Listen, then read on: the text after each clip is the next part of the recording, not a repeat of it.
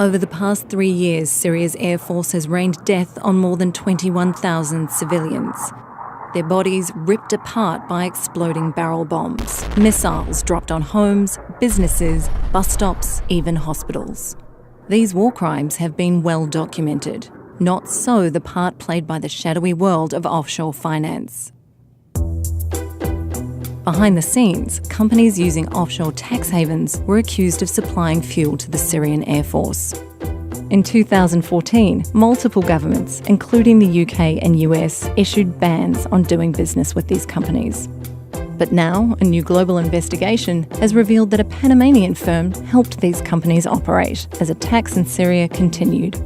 That firm, Mossack Fonseca, is a key player in a sprawling, secretive industry that the world's rich and powerful use to hide assets and skirt rules by setting up front companies in far-flung jurisdictions.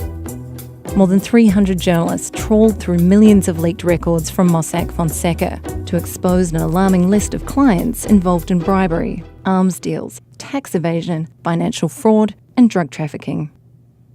Behind the invoices, emails, and paper trails are real victims. In Russia, businessmen kidnapped orphan girls as young as 13, raped them, then sold them to others for sex. After this rape, I was aching all over. I started very much fearing men. I felt as though they wanted only one thing, only sex with me. When I was taken into a foster home, I felt as though my foster father would rape me if I'm left alone with him. One of the alleged ringleaders was a client of Mossack Fonseca's. When the firm discovered their client was a pedophile, they decided they were not legally obliged to report his offshore business activities to authorities.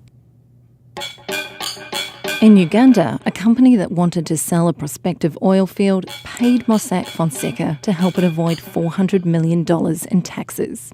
It was simple paperwork. The company's address was changed from one tax haven to another. In a country where 1 in 3 people live on less than $1.25 a day, $400 million represents more than the government's annual health budget. Uganda spent years in court trying to force the company to pay its taxes.